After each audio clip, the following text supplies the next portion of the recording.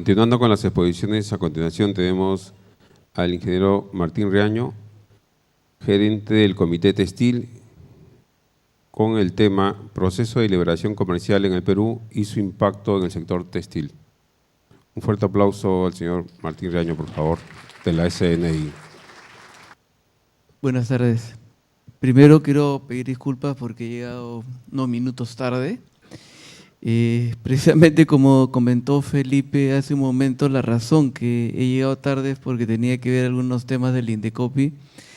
Y bueno, lo que tenía que terminar a las 5:30 terminó cerca de las 6 y ya comprenden ustedes lo que es venir de San Isidro hasta San Martín de Porres a esa hora. Entonces, lamentablemente tuve que llegar tarde. También les traigo de paso el saludo del Comité Textil. Siempre es muy grato para nosotros venir a esta casa que es nuestra casa, a comentar qué es lo que pasa en la industria, qué es lo que está sucediendo y qué cosas estamos haciendo nosotros. Bueno, sí, posiblemente podamos hablar un ratito al final, si es que me dan unos minutos extras, sobre el tema de las prendas de vestir y la China.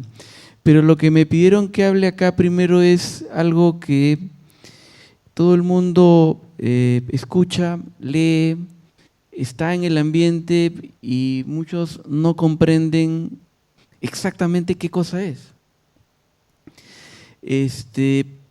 Y es justamente el problema que se genera o la oportunidad que se genera a los mercados cuando el Perú ingresa al proceso de la globalización.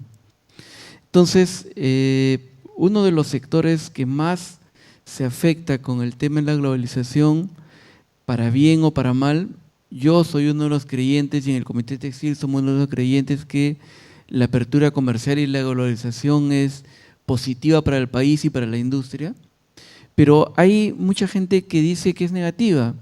Entonces, especialmente para los estudiantes, definitivamente los ejecutivos del Senati que están acá y los directores saben perfectamente cuáles son los pros y los contras de entrar al proceso de globalización, pero los estudiantes a veces no lo comprenden y escuchan y a veces se forman ideas y conceptos sobre bases equivocadas que lo captan de los medios o de los comentarios, porque lamentablemente en un país como el Perú siempre los medios tratan de captar lo negativo y nadie capta lo positivo.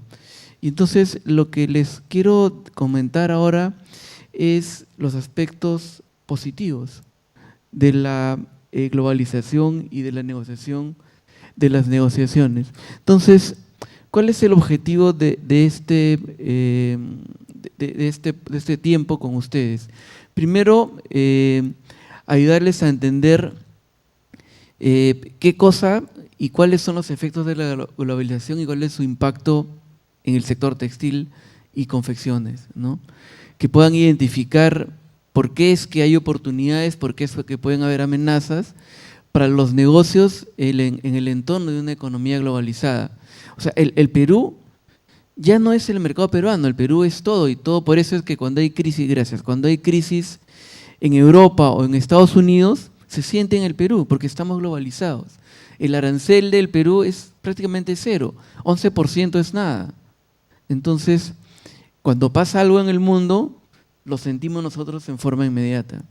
Y también tenemos que, de paso, de la mano de eso, entender que el proceso de apertura es una herramienta para la toma de decisiones, tanto de los empresarios como de la gente que trabaja en las empresas, de ustedes, porque esa es la forma en que ustedes van a poder discernir y poder determinar si es que van a tener una oportunidad, si es que el futuro es bueno o si es nefasto, ¿no?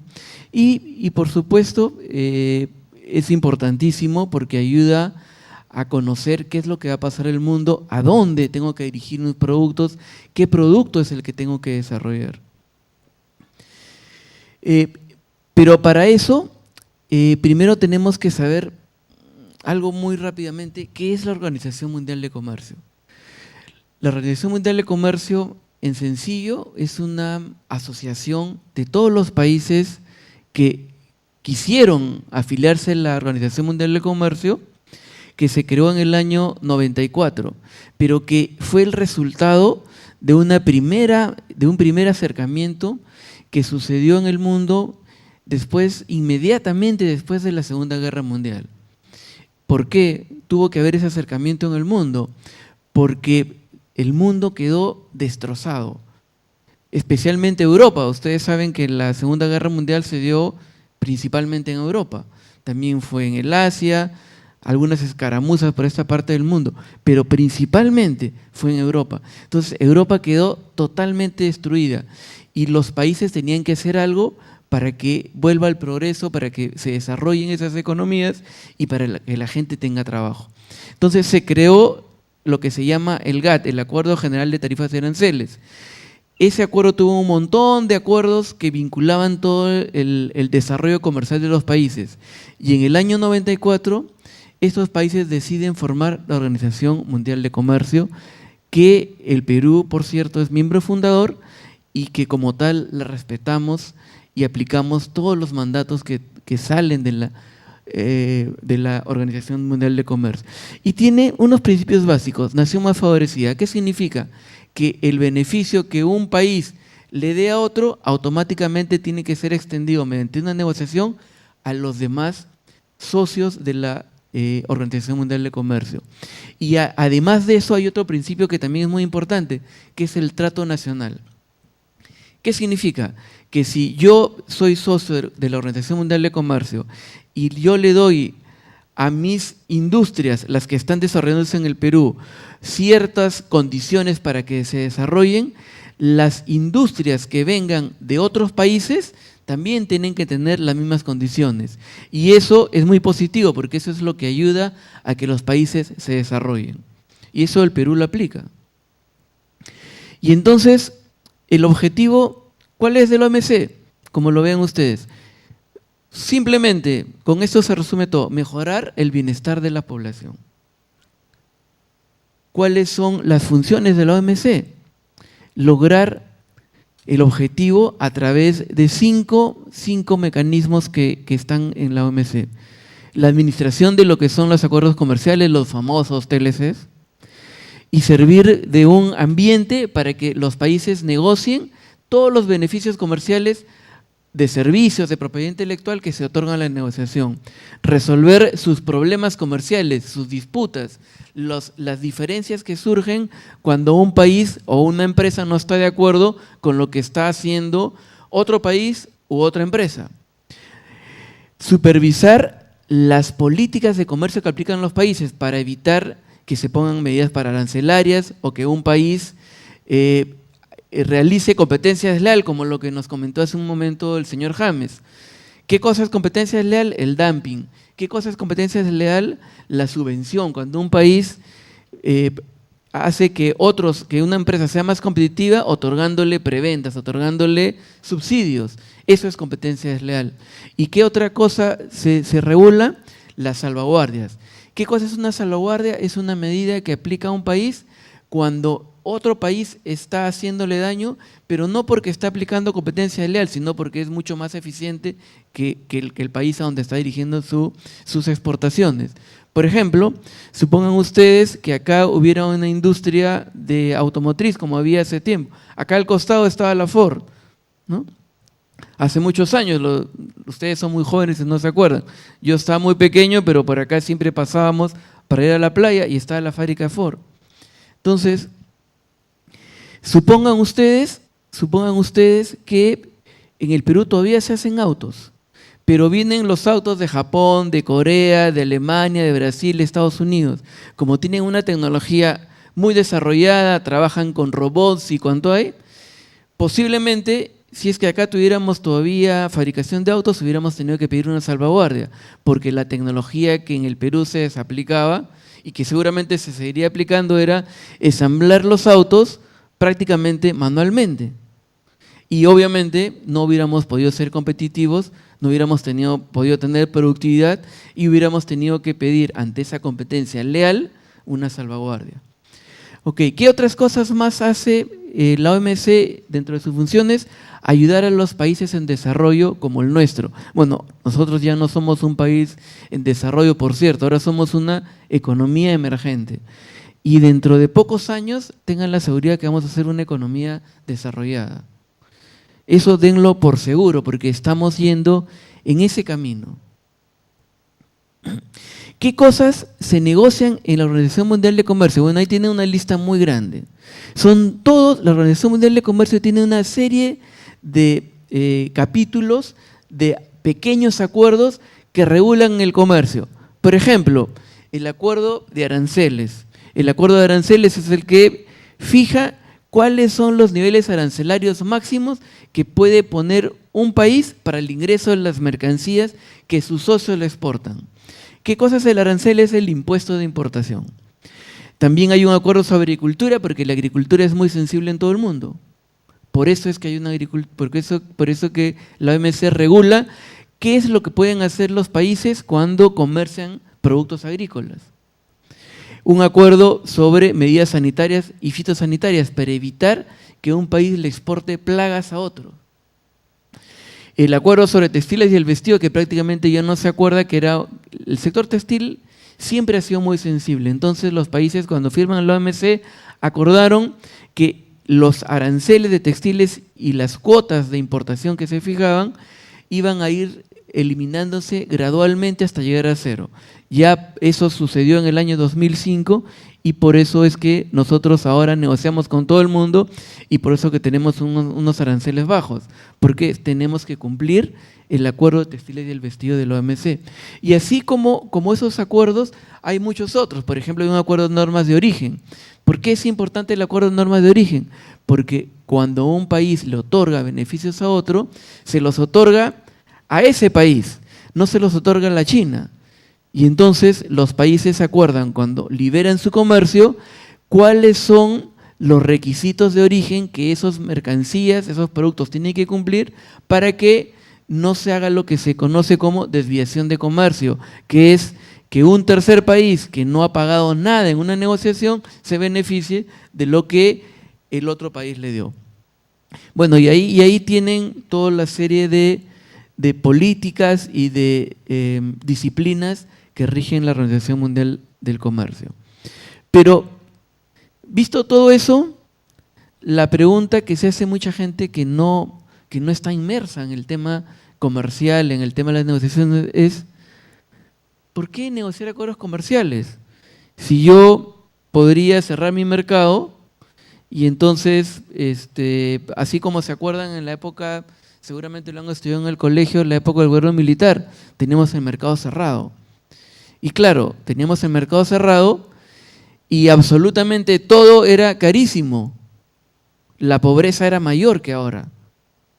No es verdad lo que se dice que en la época del gobierno militar todo era color de hormiga, era color de rosa. Era totalmente al contrario. ¿Qué pasaba? Que las industrias, como no tenían un mercado cautivo, no tenían ningún incentivo para modernizarse, por ejemplo. La industria textil sufría de ese problema.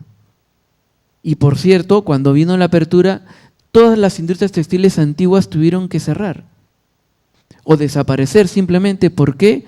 Porque solamente quedaron vigentes muchas que están todavía ahora, las empresas que habían aprovechado esa bonanza para modernizarse, para comprar tecnología nueva.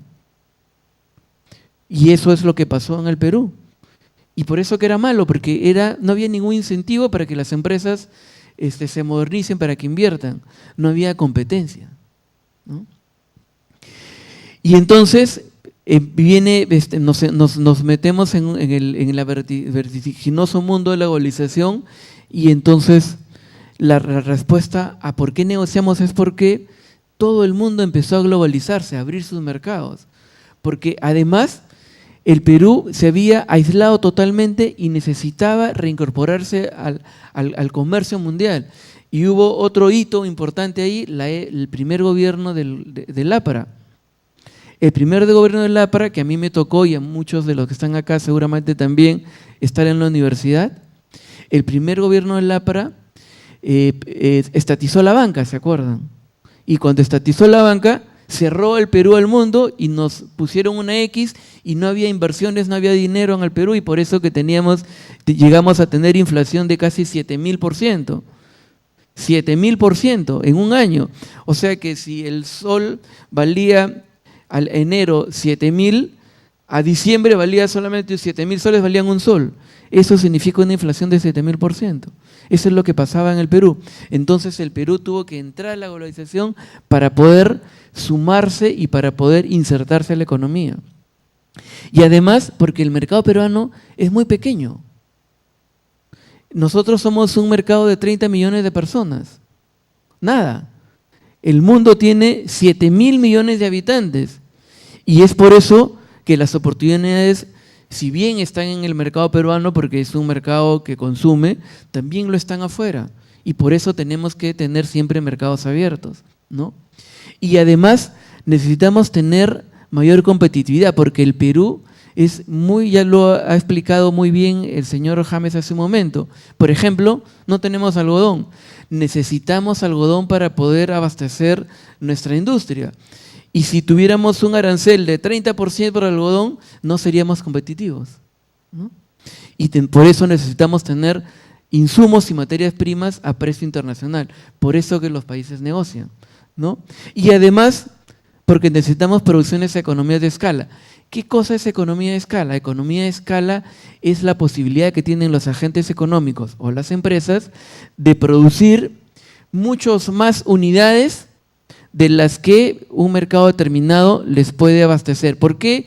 Porque es importante producir con economía de escala, o sea, producir en grandes volúmenes, porque los costos fijos, que muchas veces son la razón de que las empresas quiebren, en economía de escala son diminutos.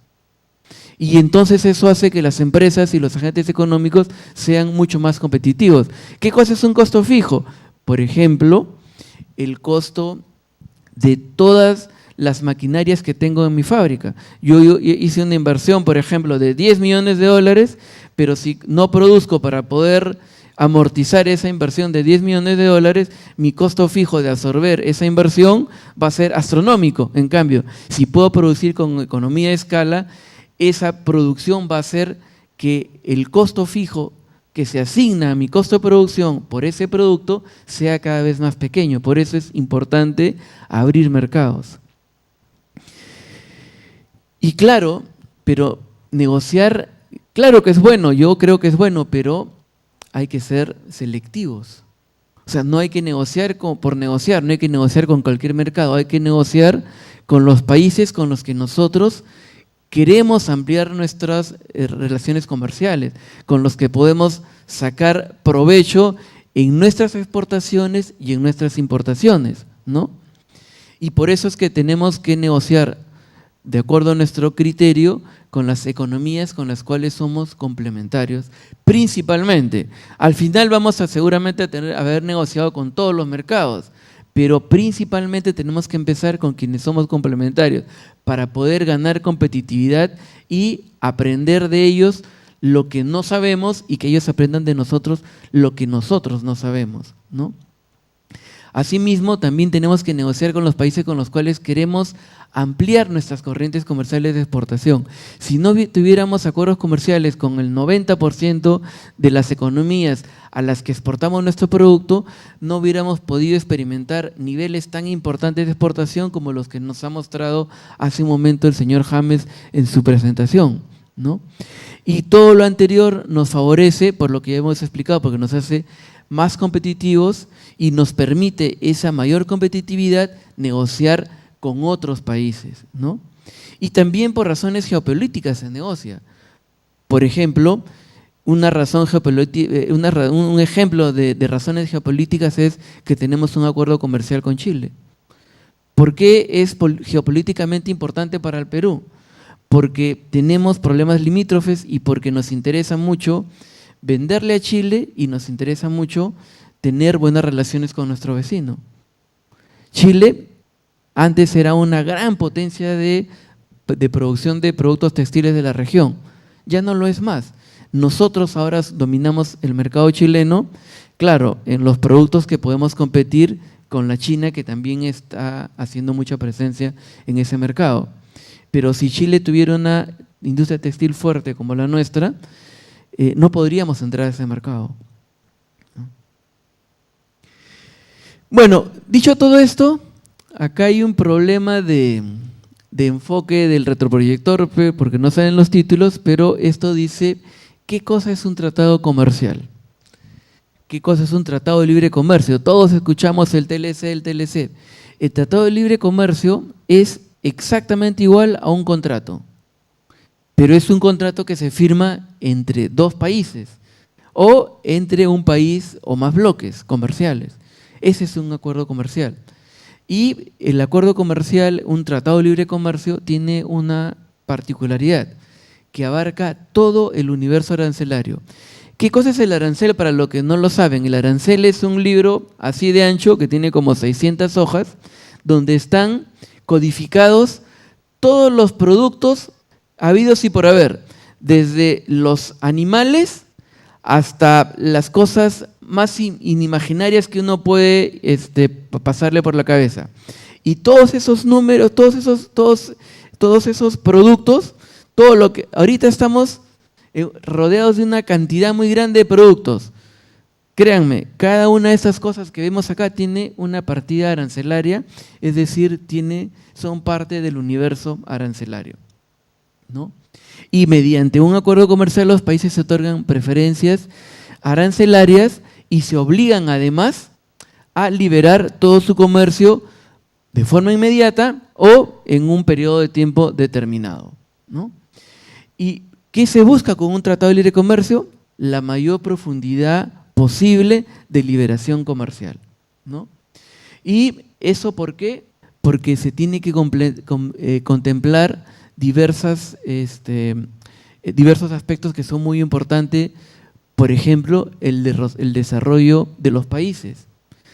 Por ejemplo, cuando Perú negoció el acuerdo con Estados Unidos nosotros lo incorporamos como Perú, un capítulo que era cooperación. ¿Por qué? Porque Estados Unidos es la economía más grande del mundo, es la primera potencia mundial y estamos negociando con ellos un acuerdo comercial. En textiles íbamos a ganar, pero en otros productos seguramente íbamos a perder. Entonces se incorporó una cláusula de cooperación, por lo cual el gobierno americano, a través de la Agencia de los Estados Unidos para la Cooperación Internacional, que en sus siglas chiquitas se llama AID, viene cooperando con el Perú y coopera más de lo que cooperaba antes. Justamente ¿por qué? Por el beneficio del acuerdo comercial, ¿no? Y bueno, contemplan mecanismos diversos, como hemos visto hace un rato, de todas las políticas de la OMC, y asimismo también se negocia en un tratado de libre comercio el comercio de servicios. Por ejemplo, el que las enfermeras peruanas o los ingenieros peruanos puedan ir a los Estados Unidos o a los mercados donde estamos negociando y convalidar sus estudios y ejercer allá con su profesión.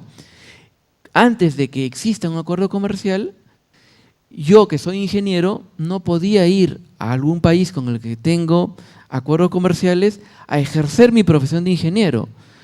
¿Por qué? Porque no hay un acuerdo de servicios que vincule y obligue a ese otro país a que reconozca que el nivel universitario en las universidades peruanas es equivalente al nivel universitario en las universidades del país con el que estamos negociando. Eso es, por ejemplo, un comercio de servicios, ¿no? Y otros aspectos, por ejemplo, como el tema de la propiedad intelectual. Se acordarán que el tema de la propiedad intelectual siempre está latente porque el tema de las patentes, de las medicinas y todo eso, todas esas cosas se negocian en un acuerdo comercial. Pero ¿cuál es el objetivo primigenio de un tratado de libre comercio? Incrementar el comercio de los bienes y los servicios entre sus socios.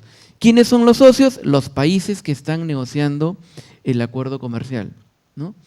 Y para eso tienen que establecer los medios que permitan que ese comercio se desarrolle. Eso se llama como reglas claras, ¿no? Y transparentes que los operadores comerciales puedan utilizar. Por ejemplo, ¿qué es una regla clara y transparente? Si yo decido exportar un producto a los Estados Unidos y cuando hago mi análisis de mercado y determino todos los requisitos que tengo que cumplir a Estados Unidos, son los que en ese momento averigüé, los que siempre van a estar vigentes cada vez que le exporte a Estados Unidos. Eso es establecer reglas claras y permanentes. Antes de tener un acuerdo comercial, uno exportaba una vez un producto y a la siguiente vez podía darse con la sorpresa de que ya le cambiaron las condiciones. Y entonces, ¿qué pasaba? Que mientras el exportador trataba de superar todos esos nuevos requisitos que le estaban poniendo, la mercancía se tenía que quedar en la aduana 15, 20, 30 días, a veces hasta 2 meses. ¿Y cuál es la consecuencia de eso? Que el costo de la importación era altísimo y en la práctica esta empresa perdía mucho dinero porque después su cliente le reclamaba que le reembolse la diferencia que había tenido que pagar por los gastos durante todo el tiempo que estaba la mercancía en las aduanas, porque no había cumplido un nuevo requisito del cual no habíamos estado informados. A través de un acuerdo comercial eso ya pasó a la historia. Los países están obligados a que si hay un requisito nuevo, se le informe con la debida antelación a su socio para que no haya este tipo de sorpresas y no se estanquen las corrientes comerciales, ¿no? Y bueno, ¿qué beneficios nos dan los tratados de libre comercio? Esto es como un resumen. Fortalece la corriente de comercio. ¿Por qué la fortalece? Porque si hoy le exporto pagando aranceles como 10, a la hora que no tenga aranceles voy a ser más competitivo y voy a poder crecer en ese mercado y ya no va a ser como 10, sino puede ser como 20, como 30. De hecho, gracias al acuerdo comercial con Estados Unidos es que nosotros, a pesar de la crisis, a pesar de la tremenda crisis que pasó Estados Unidos, todavía seguimos exportando. Claro, la crisis ha hecho que nuestros niveles se caigan, pero si no hubiéramos tenido acuerdo comercial, en este momento no estaríamos exportándole casi 400 millones entre enero y agosto, de repente estaríamos en 100, 200 millones. El acuerdo comercial nos permite eso. Genera muchas más oportunidades de inversión de empleo, por supuesto, como consecuencia lógica del mayor comercio. Acceso a mejor tecnología, porque podemos traer tecnología mucho más barata porque no tenemos que pagar impuestos de importación, ¿no? Y porque nuestro socio comercial le interesa que nosotros también tengamos la misma tecnología que tengan ellos.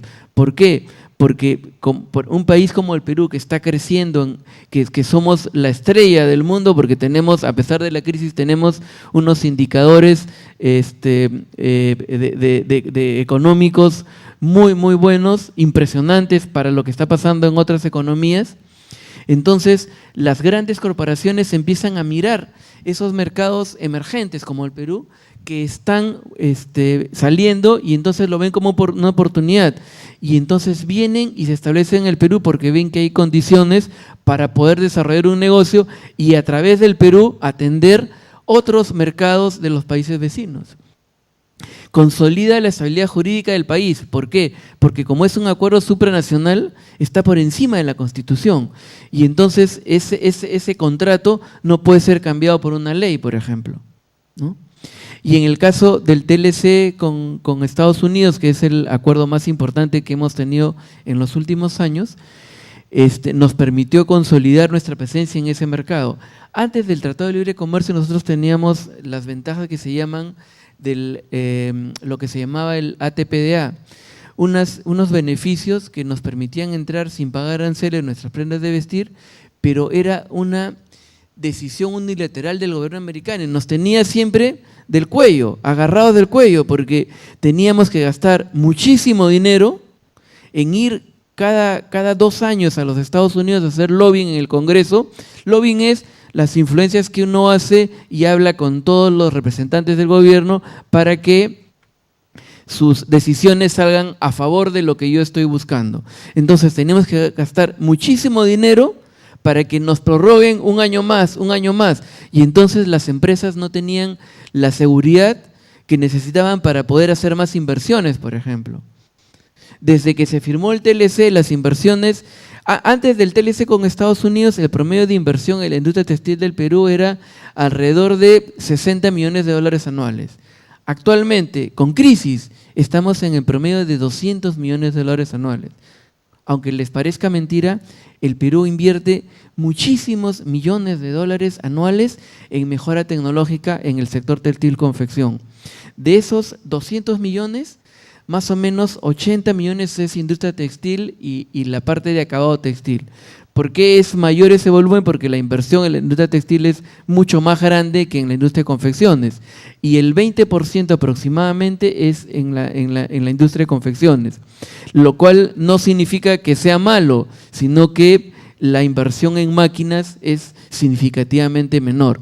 Y un dato súper importante, que de los 200 millones que el Perú importa, apenas el 8% es maquinaria usada. Somos, por excelencia, una de las pocas industrias manufactureras que importa tecnología moderna, nueva, recién fabricada. Nosotros no importamos casi maquinaria usada. ¿Por qué no importamos maquinaria usada en la industria textil? Porque el avance tecnológico es tan rápido y tan vertiginoso que si la empresa textil no incorpora en su producción un nuevo equipo que se ha desarrollado para mejorar algún proceso, simplemente nuestros clientes confeccionistas no nos lo van a comprar, porque a la vez a ellos, su cliente del mercado de exportación le exige un producto específico, y para hacer un producto específico necesita de repente tener en la industria básica, que es la textil, una maquinaria o un equipo específico, y si no lo tiene, se lo compran a los países vecinos, se lo compran al Caribe, se lo compran a México, se lo compran a Colombia, se lo compran al Asia, y entonces por eso es que tenemos que estar actualizados constantemente. Bueno, ¿qué cosa es lo que considera el acuerdo? Miren, todos estos temas son los que se negociaron se negocian en los acuerdos comerciales y se negociaron en el acuerdo con Estados Unidos también. Y un tema súper importante, desde hace más o menos unos 5 años, en todas las negociaciones que está realizando el mundo, se incorpora un capítulo especial para el tratamiento del sector textil. ¿Por qué se incorpora un capítulo para el tratamiento del sector textil? Porque es tan importante en los mercados. Si no tienen un capítulo que se ocupe del sector textil, simplemente no se va a poder atender debidamente todas las sensibilidades que el sector textil comprende. Por ejemplo, se incorporan reglas que regulan la aplicación de salvaguardias, o reglas que obligan a los países a controlar la triangulación de exportaciones para evitar temas de competencia desleal. Lo tenemos en el acuerdo con Estados Unidos, por cierto. Se incorporan reglas específicas de origen que solamente son aplicadas para el sector textil, porque es un sector tan sensible y porque el Perú, por ejemplo, es un país que ha apostado por el desarrollo en cadena. ¿Qué significa el desarrollo en cadena? Que cuando negocia lo hace pensando no solamente en que tenemos que exportar mayores volúmenes de prendas de vestir, que es bueno, sino que esos volúmenes de prendas de vestir tienen que estar acompañados de un adecuado abastecimiento de la industria básica. ¿Y cómo logras eso? Negociando, pensando en toda la cadena textil, desde la materia prima, pasando por los hilados, los tejidos, los acabados y la confección. Por esa razón es que en negociaciones finales se están incluyendo, especialmente el Perú, capítulos textiles, ¿no? Bueno, pero negociar también implica desafíos internos. ¿Por qué desafíos internos? Porque al momento de negociar estamos dándole las mismas condiciones que tiene nuestra industria básica a la industria de los países con los que negociamos. Y entonces el país está totalmente obligado a desarrollar una agenda conjunta que se trate de lograr consensos entre todos los agentes económicos que van a estar o beneficiados o afectados de ese acuerdo.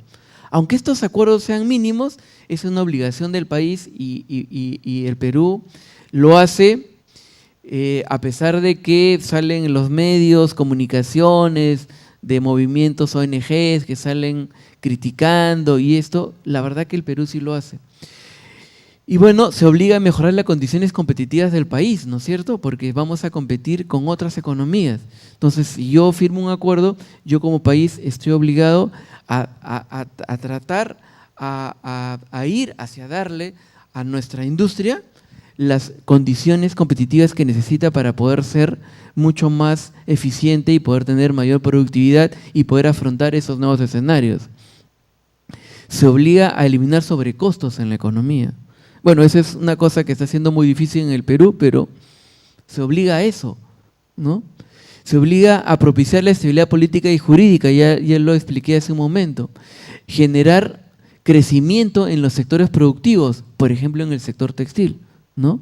Desarrollar mecanismos de compensación que permitan que los sectores afectados no se afecten, ¿no? El Perú, cuando firmamos el acuerdo con los Estados Unidos, se comprometió a compensar a las ramas agrícolas perdedoras. Eran 4: el algodón, el trigo, el maíz y el arroz. El trigo en menor medida, porque no hay condiciones climatológicas en el Perú para sembrar trigo, pero bueno, en un estudio que se hizo, que lo hizo el sector privado y lo lideró la Sociedad Nacional de Industrias que representamos acá nosotros, el Perú tuvo que pagar mucho dinero para hacer unos estudios que demuestren cuáles eran los sectores que perdían en la negociación con Estados Unidos. Y eran esos 4 que le digo. Y entonces el Perú se obligó a aplicar un mecanismo de compensación en el sector agrícola y que lo está aplicando actualmente. Realmente creemos que muy lentamente, pero lo está aplicando. ¿Por qué tenía que aplicar un mecanismo de compensación? Para que esos sectores que se van a ver afectados puedan desarrollarse y ser más competitivos, especialmente el algodón, que como ustedes saben, el algodón peruano tiene un problema muy serio, que es que tiene una productividad bajísima, el rendimiento es 0. Para que tengan una idea, en el Perú la productividad del algodón es de 45 quintales por hectárea rama. No voy a explayarme explicándoles qué cosa es eso, pero para que vean la magnitud de comparación. El promedio mundial de producción de algodón está por encima de los 100 quintales. O sea, nosotros tenemos una productividad que es el 45% de la productividad promedio del mundo. Por eso es que no hay algodón en el Perú. Por esa razón. Y eso no es culpa del algodón americano. Eso es culpa de la tremenda atomización que hay en el algodón peruano. Eso es culpa de que durante años no se ha hecho absolutamente nada en el campo y los agricultores no han podido capacitarse, no han podido tener acceso a tecnología moderna para poder ser más productivos. Y además nosotros nos disparamos a los pies, porque el Perú en el Congreso, los peruanos, y fue apoyado por muchas ONGs, que en realidad lo que hacen es defender intereses particulares. Pero ¿qué cosa hizo el Perú? Dijo no a la semilla transgénica. Y el algodón no se come, se necesita que sea más productivo, pero en el Perú no se puede trabajar en mejorar genéticamente nuestras semillas de algodón tango y de algodón pima, porque el Congreso se disparó a los pies y dijo no. Y ahora estamos sufriendo los problemas que estamos viendo. Bueno, eso ya para ir terminando. Miren, este es un mapa que no es nuestro, lo hace el Mincetur, no sale acá en la pantalla los créditos, pero miren, todos los colorcitos son los mercados con los que el Perú ya tiene acuerdos comerciales o está en proceso de tener. Estos que están un poquito color ocre son los mercados que están en proceso de negociación o que vamos a iniciar negociaciones. Todos los demás son los mercados con que ya tenemos algún acuerdo comercial o estamos casi cerca de cerrarlo. Solamente nos falta terminar de negociar con todos los países de Rusia, que ya se ha anunciado, eso va a ser una oportunidad muy importante para el sector textil. Falta negociar con el África y con Sudáfrica, ¿no? Seguramente esta va a ser la última negociación porque los países africanos son pues economías que están en constante guerras, en constantes problemas, pero dentro de este continente tan grande, aunque no lo crean, hay países que son tan competitivos como el nuestro y que están desarrollando y que están siendo muy atractivos y que seguramente en alguna oportunidad vamos a tener que negociar con alguno de ellos. Esa es la realidad. Bueno, ya el señor James les ha hablado muy bien de las cifras, solamente para recordar. Miren, esta es una explicación de cómo está el desarrollo de nuestras exportaciones de textiles y prendas de vestir en los periodos desde el año 2008 hasta el 2013, hasta agosto. Y bueno, claro, estamos cayendo, pero estamos haciendo el esfuerzo para no caernos más, ¿no? Estos países son muy reveladores. Acá corrobora lo que hace un momento nos dijeron: las prendas de vestir son la estrella de nuestras exportaciones, tanto en valor, ¿no?, como en peso, ¿no? Acá lo tenemos abajo en peso, ¿no? Siempre son las exportaciones las que van. Y miren la proporción de un año a otro, más o menos se mantiene. Siempre las prendas de vestir son las que marcan, las que marcan la tendencia. En el caso de peso, ¿no?, ven que la participación de los diferentes productos es mayor. Eso se debe a que el precio promedio de nuestras exportaciones de prendas de vestir especialmente ha subido en los últimos años, y por eso es que esta porción verde que corresponde a las prendas de vestir se ve más chica, porque el precio promedio ha subido. Esto es el ejemplo de lo que pasa por país. Esto es lo que ya hemos visto en las cifras. Miren, Estados Unidos es nuestro principal mercado. Venezuela, ya nos explicaron por qué es que Venezuela se reduce, y tanto en valor como en peso. Simplemente para que tengan una idea, nosotros hicimos un análisis el año pasado de qué es lo que había pasado con el mercado venezolano. De los 650 millones de dólares que se le exportó el 2012 a Venezuela, 410 millones de dólares, o sea, el 70% prácticamente, los precios promedios de ese valor estaban por encima de los $100 el kilo. Lo único que el Perú exporta por encima de los $100 el kilo son prendas de alpaca muy finas y prendas de vicuña que son mucho, mucho más finas. Pero Venezuela es un país caribeño, ¿no? Venezuela hace mucho calor todo el año, entonces obviamente lo que estaba pasando es lo que explicó el señor James hace un momento. Estaban aprovechando una situación coyuntural de Venezuela y se creó una burbuja. Nosotros somos optimistas, y claro, este año vamos a terminar, antes de pasar a las importaciones, este año vamos a terminar seguramente con déficit respecto al año pasado. Pero si nosotros sinceramos la cifra de Venezuela y le quitamos esos 410 millones que no son exportaciones reales, seguramente se van a convertir en unos 300 millones. Si esa cifra la comparamos con lo que vamos a terminar este año, de repente vamos a exportar los mismos valores. O sea, en términos reales, de repente no vamos a crecer, pero posiblemente tampoco nos caigamos. Y vamos a recuperar, según nuestra proyección, hacia finales de año. Yo soy bastante optimista que vamos a terminar exportando casi el mismo valor a Estados Unidos. ¿Por qué? Porque el déficit que hemos visto en la tendencia mes a mes se está reduciendo cada vez más. Este son el mismo cuadro de importaciones. Acá sí comentarles que así como van, de repente vamos a tener déficit en nuestra balanza comercial. Va a ser histórico, va a ser la primera vez en 20 años que el Perú posiblemente tenga más importaciones que exportaciones en el sector textil confección. Eso es gravísimo.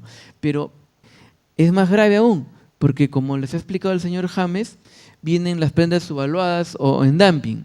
En el caso de confecciones, que hemos visto que se importan más o menos 300 millones de dólares, esas confecciones en realidad deberían valer 700 millones de dólares. Entonces, hace tiempo que estamos en déficit comercial.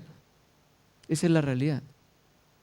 Bueno, y este último cuadrito, creo que es el último, el penúltimo, que es lo mismo, pero el sector de la parte de confecciones, se los voy a dejar para que lo tengan, les va a servir mucho para poder saber cuáles son los mercados, qué es lo que pasa, quiénes son los principales países que nos venden productos. Ahí está la China en prendas de vestir, por cierto. Muchas gracias.